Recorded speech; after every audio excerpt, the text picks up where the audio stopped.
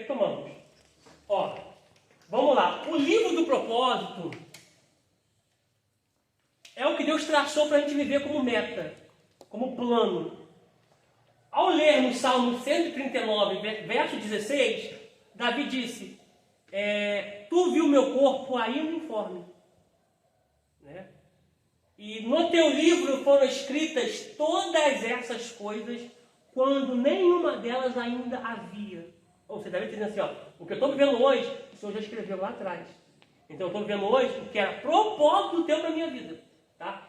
Esse é o livro do propósito. O livro que é da minha vontade, eu tenho uma certa aversão sobre isso aqui, né? Eu pego sempre Abraão com Sara e Abraão com Agar. O que era o propósito de Deus?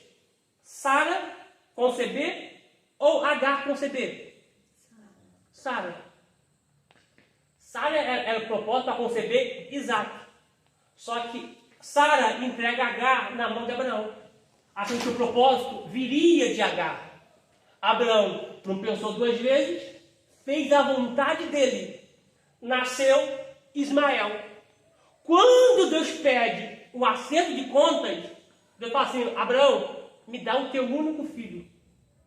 Ou seja, Ismael já era um rapaz já. Deus não pede Ismael, Deus pede Isaac. Porque Deus só se responsabiliza com aquilo que ele te deu.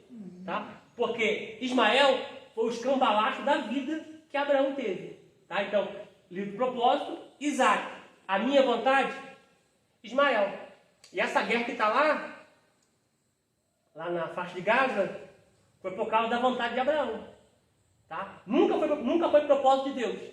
Mas por causa da vontade do homem, aí às vezes a gente sofre, padece, fica queixoso. Por quê? Porque eu deixei de ver aquilo que Deus traçou para eu viver a minha vontade. Quer ver uma coisa? O propósito foi estabelecido. Quando a gente vai fazer algo, geralmente a gente faz um algo para depois orar. Né? Deu errado, deu ruim, aí a gente quer ver na conta de Deus. Aí Deus fala, peraí, você não me consultou antes, tu não orou antes. Então, a minha vontade é tudo aquilo que está fora do propósito de Deus. Tá? Então, esse livro do propósito e o livro da minha vontade. Tá? Esse livro da vida aqui é outra história. Tá? O livro das lágrimas é que fica registrado também em nosso favor. Tá? Por exemplo,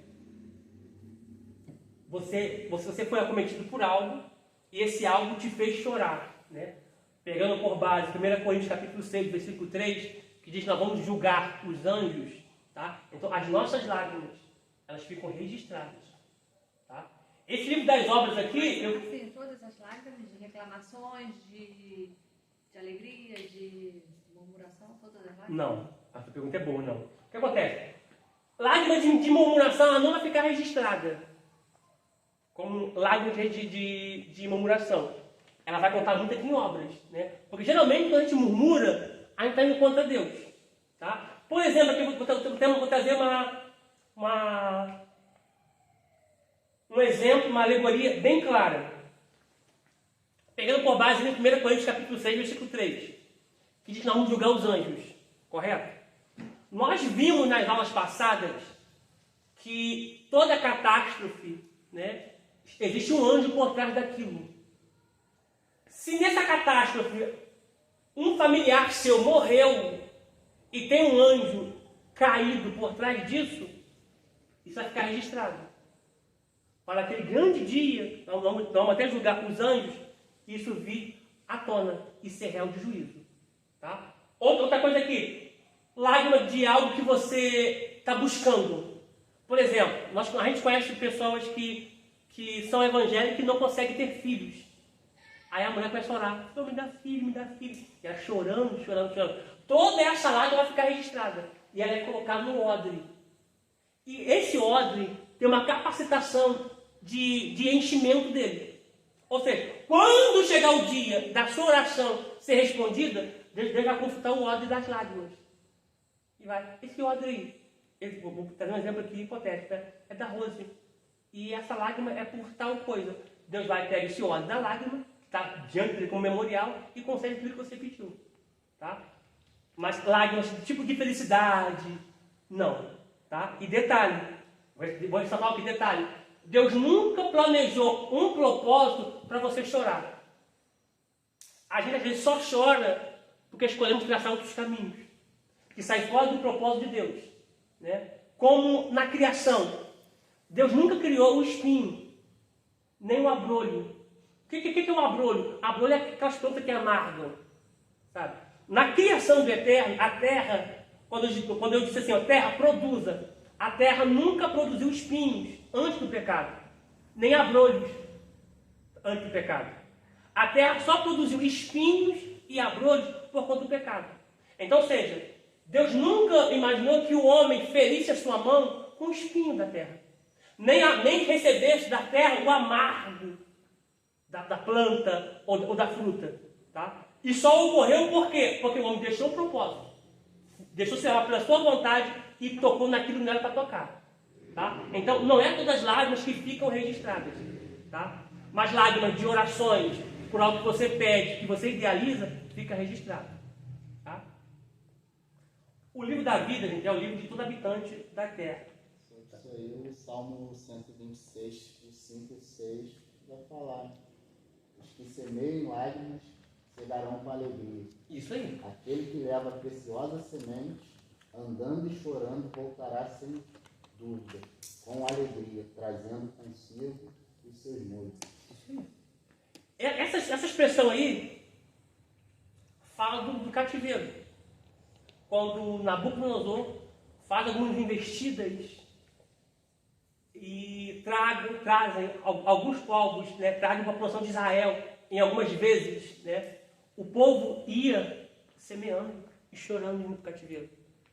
Quando eles voltam após 70 anos, aquilo que semeou, colheu. Aquilo que semeou, brotou. Tá? Então existe livro de propósito, livro das lágrimas, tá? O livro das obras aqui, eu classifiquei aqui, tá, gente? Boas e más.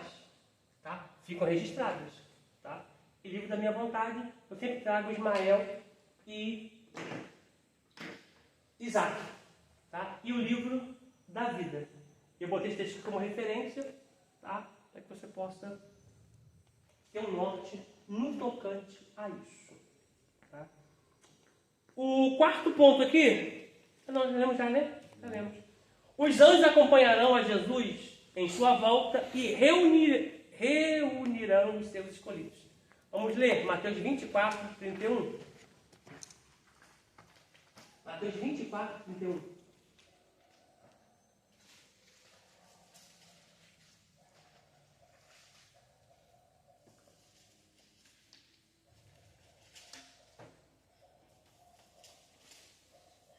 Mateus 24, 31.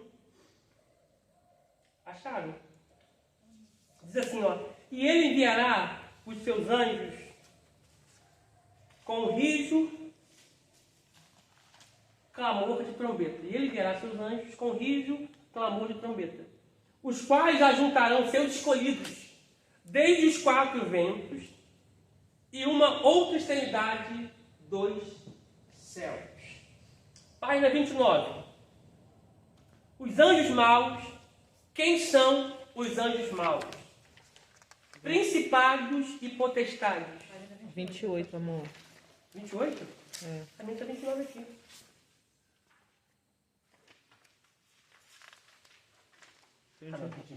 Claro, foi um. Os anjos maus. Quem são os anjos maus? Nesse tópico, veremos algumas características dos anjos maus. Não existe apenas anjos bons, existem também os maus. É exatamente isso que veremos agora. A origem e a natureza dos anjos maus. Os anjos maus é um grupo que foi criado por Deus, sendo eles originalmente perfeitos, como os anjos do céu. Estado original. Judas 6, nós já lemos já. Ezequiel também 28, nós já lemos, que fala sobre estava aí no Éden, até o versículo 15. Eles rebelaram-se contra a vontade de Deus e consequentemente foram expulsos do céu. Tá? Eu quero ler com você Apocalipse 12, do 7 ao 9. O Isaías aqui é aquele que disse que como caíste do céu, ó estrela da manhã, tu que debilitava as nações. Apocalipse 12, versículo de número 7 ao 9.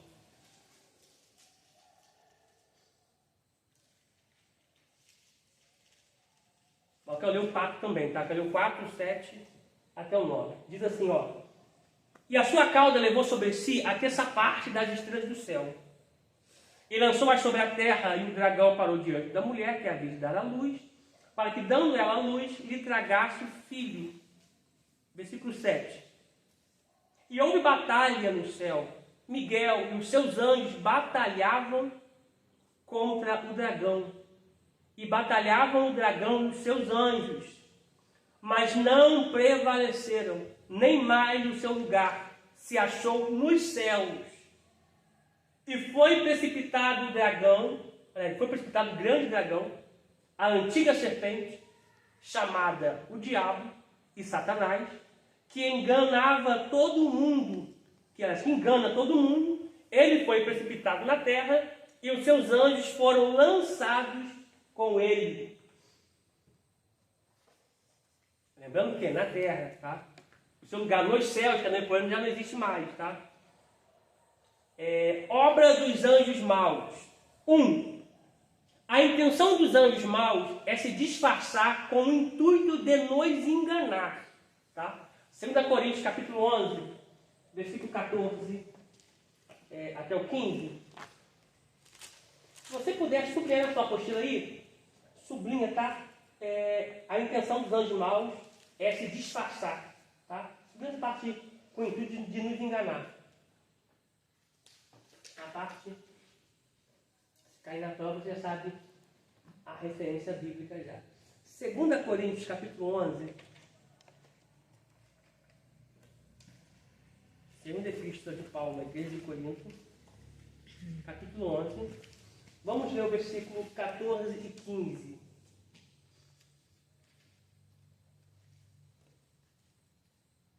Segunda Coríntios, do 11 a seguir, do 14 ao 15, diz assim: E não se maravilheis, porque o próprio Satanás se transfigura em anjo de luz. Subindo essa expressão aí.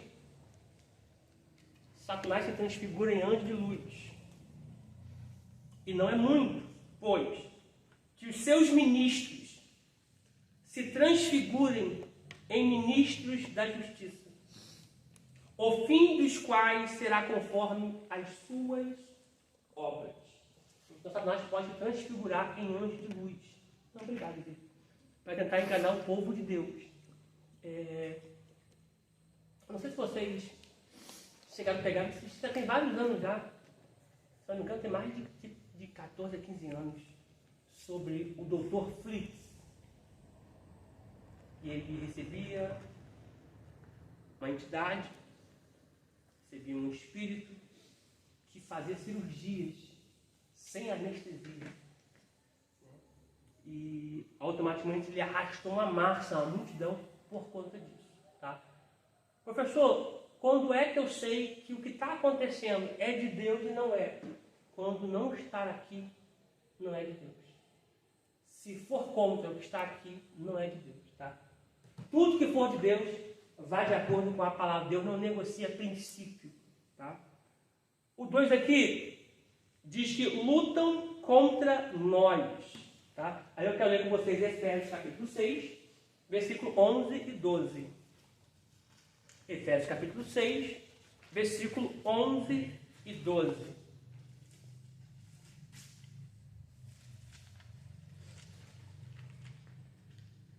Que diz assim: revesti-vos de toda a armadura de Deus, para que possais estar firmes contra as astutas ciladas do diabo. Porque não temos que lutar contra a carne e sangue, mas sim contra os principados, contra as potestades, contra os príncipes das trevas deste século, contra as hortes espirituais da maldade nos lugares celestiais. O 3 aqui, enganam, tá? Na primeira epístola de Paulo a Timóteo, capítulo 4, versículo 1, vai dizer que ensinam erros, tá? Vamos ler lá. 1 Timóteo 4, 1. São os falsos ensinamentos que tentam burlar o sacrifício de Cristo, que tentam, de certa forma, te mostrar outro caminho para ser salvo. Tá? Não existe outro a quem devamos a ser salvos a não ser por meio de Jesus, que é o caminho, que é a verdade, que é a vida. Primeira epístola de Timóteo, capítulo 4, Paulo orienta o seu filho na fé, Timóteo. No versículo 1, a epígrafe diz que há apostasia dos últimos tempos. Tá? Diz assim: mas o Espírito expressamente diz que nos últimos tempos apostatarão. Se você puder sublinhar essa palavra aí, apostatarão.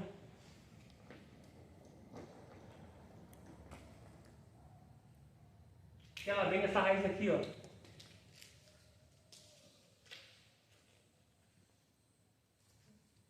Apostasia é igual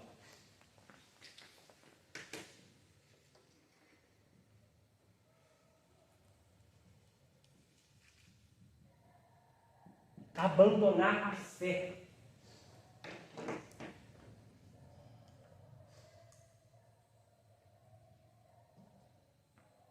Apostasia é abandonar a fé, largar a fé, e contra aquilo que aprendeu, e contra aquilo que a palavra lhe ensinou. Tá? Aí o texto prossegue: apostatarão alguns da fé, dando ouvidos a espíritos enganadores. Sublinha espíritos enganadores. E a doutrina de demônios.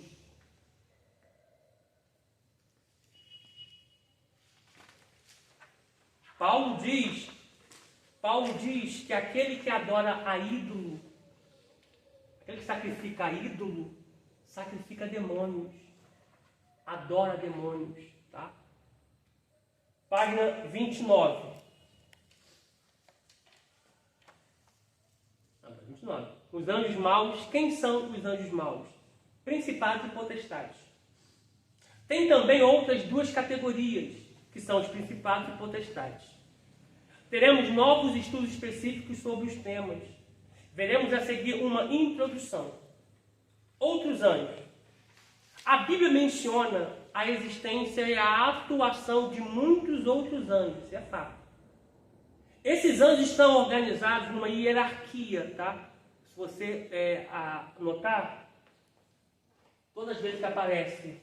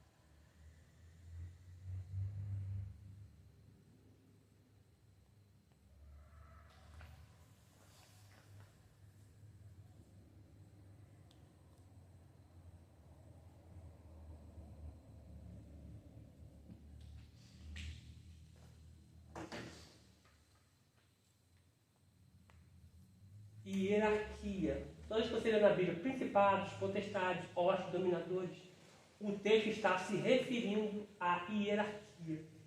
Tá? E, por sinal, muito bem organizados.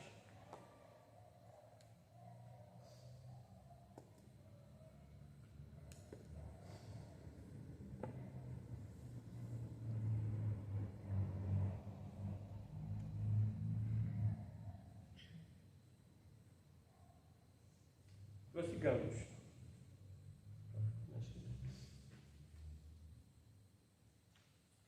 Chamou a atenção em Efésios 6:12 da estratégia na guerra. Sim, né? Diz para a gente levar em lugares celestiais. Em lugares celestiais. Mudar o nível, né? Levar a guerra, a luta para o alto. Tá? Que a nossa guerra é no alto. Se a gente vencer no alto, tudo se desenrola aqui embaixo. Às vezes, quando estão tudo travado aqui embaixo, porque precisa guerrear em cima, né? Na região celeste, ali no Mesorama. Ó, hierarquia, mas a Bíblia não fala muito sobre isso. O Novo Testamento, inclusive, usa a expressão principados e potestades. Lembrando que pode aparecer também na Bíblia principados e potestades como anjos da luz, tá? Que são príncipes, tá? Como Miguel, tá? São arqueiros, são príncipes, são cabeças, são líderes. Para indicar as diferentes classes de anjos, tanto entre os anjos de Deus quanto entre os anjos caídos. Tá? Eu quero ler uma expressão para você de Efésios. Vou pegar 1 Pedro 3,22. Vamos ler 1 Pedro 3,22. 1 Pedro 3,22.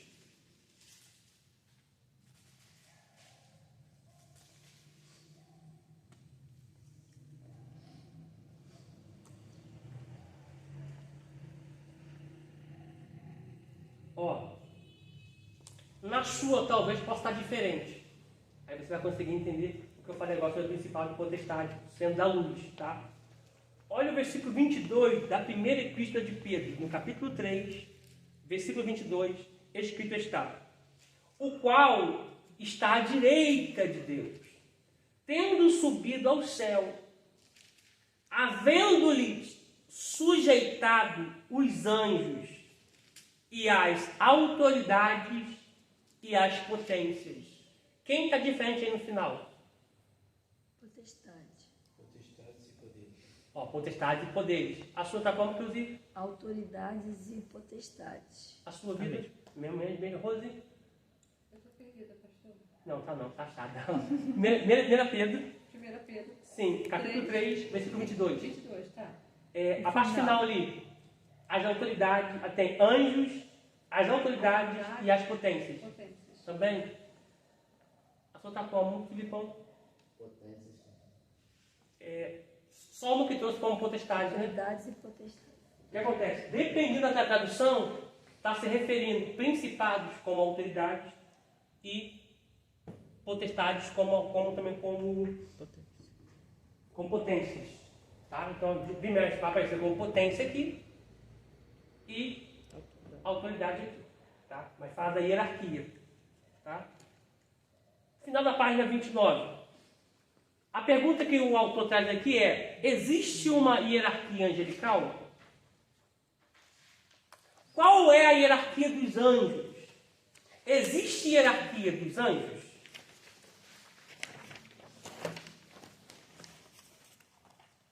Lembra? Então, não tem como saber com exatidão se existe uma hierarquia. Mas, com base em estudos, chegou-se a uma conclusão que veremos neste tópico. Os anjos servem a Deus assim como o exército destacado serve ao seu comandante. Isso aqui foi bem profícuo aqui. Independentemente da organização, todos os anjos estão debaixo da autoridade do Senhor. Apesar da Bíblia não definir claramente uma hierarquia angelical, podemos identificar algumas classes e funções. Mensageiros, a origem do nome anjo, assim como Gabriel, os anjos são responsáveis por anunciarem boas novas e executarem a ordem de Deus. Tá? Só um adendo aqui, não é todos os anjos que anunciam a mensagem não, tá, gente? Anjo que está para guardar aqui, para proteger, não vai nunca anunciar uma mensagem. Tá? Por isso que existe uma hierarquia. Tá? Vamos pegar aqui por base aqui, um texto bíblico aqui. Vamos ler Gênesis capítulo 11, Gênesis 16, versículo 11. Até porque, quando a gente pega a expressão principado, potestade, hoste de dominador, a gente vê que aqui é uma hierarquia. Gênesis 16, versículo 11. Eu vou até destacar aqui o principado. Fala de príncipe, fala de liderança, de cabeça, hostes e dominadores. Cada um atua numa esfera aqui, tá? Existem anjos que são... existem anjos caídos, existem demônios que são anjos caídos, que são doutrinados para trabalhar somente no sistema. Tá? Essas leis malucas que você vê aí, se você botar na ponta do lápis um homem sã consciência, nunca ensinaria uma coisa dessa. A gente vê que está por trás, algo espiritual que está burlando o sistema. Gênesis 16, versículo 11, diz assim: disse-lhe também o anjo do Senhor: eis que concebestes e terás um filho, e chamarás seu nome Ismael, porque o Senhor ouviu a tua aflição. Tá? Então, anjos trazendo uma boa nova, uma notícia. Tá? O segundo que aparece aqui na página 30 são querubins. São citados na Bíblia como sentinelas. Se você puder sublinhar aí na sua apostila, sentinelas e guardiões, faça isso, por favor. Tá? A expressão que nós temos aqui é Gênesis capítulo 3, 24. Deus colocou lá na entrada do Éden 2 querubins para guardar a entrada da árvore da vida. Tá? O outro que aparece aqui é o arcanjo. Lidera um exército de anjos. Se ele lidera um exército de anjos, é porque tem uma hierarquia. Tá? Então, eu estou apontando aqui para poder refutar alguns pontos da apostila. Tá? Se tem um exército sendo comandado por um anjo, quem está comandando está acima dele. Se está acima, é uma hierarquia. Tá? Lidera um exército de anjos. A Bíblia cita apenas Miguel nesta posição. Está lá em Apocalipse 12, 7. Nós já lemos, mas vamos ler de novo. Apocalipse 12, 7.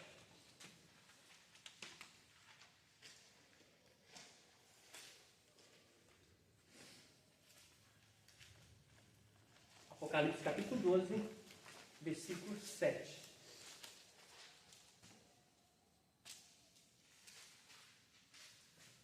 Diz assim: e houve batalha no céu, Miguel e outros seus anjos batalhavam contra o dragão, e batalhava o dragão e os seus anjos. Você vê que cita o nome de Miguel e os seus anjos, e os anjos estavam com ele, lutando com ele.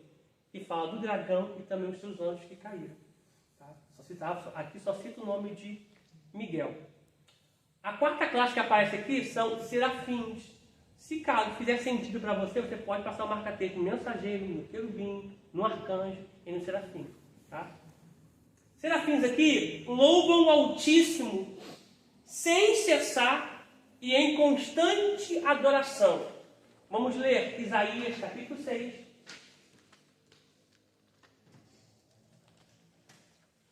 Aqui também já refuta também aquela expressão que muitos usam, que o diabo era líder do coral. Ele era regente, com a batutinha tudo na mão. Isaías 6, versículo 2 e 3.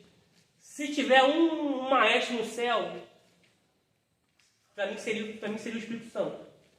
E se tiver uma classe que adora, seria a classe dos serafins. E Satanás nunca foi serafim, ele foi um querubim, um guardião. Tá? 2 e 3 de Isaías 6 diz assim, ó: os serafins estavam acima dele.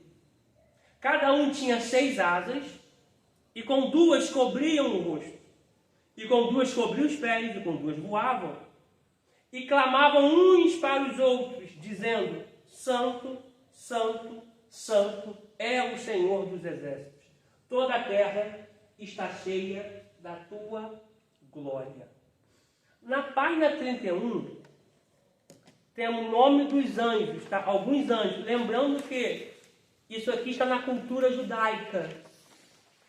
Está na Midrash, está na Cabala, está no Talmud, tá? Não está na Bíblia.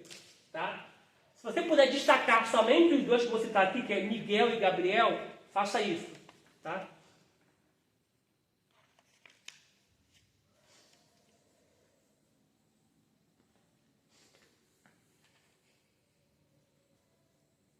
Subiu? Ó, Miguel, aparece na Bíblia. Gabriel, aparece na Bíblia. Tem dois Gabriel aqui. Uriel, Metatron, Abaddon também aparece, tá? Sobrenome de Abaddon também, por favor. Abaddon. O que é que marca texto, minha vida? Tá na mochila. Depois eu marco. Cassiel, Irafil, Teriel, Geliel, Salatiel também aparece, só que é nome de pessoa na Bíblia, não como anjo, tá? Lembrando que na Bíblia vai aparecer Miguel, Gabriel e Abaddon.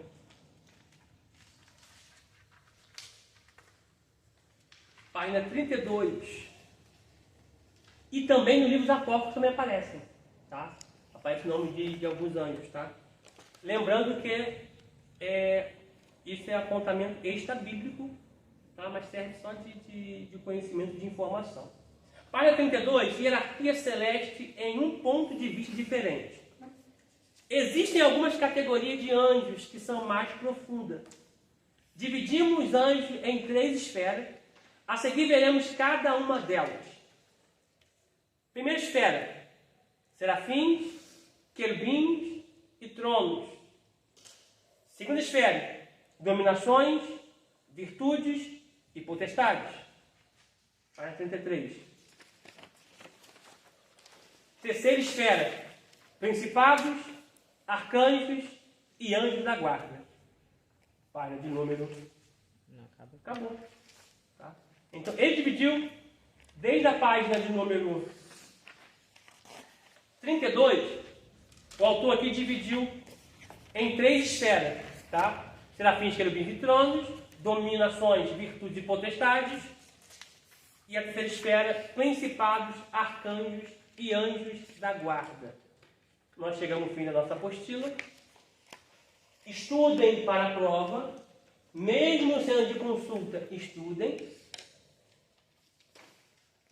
O aluno que estiver com a matéria atrasada, coloque em dia, tá bom?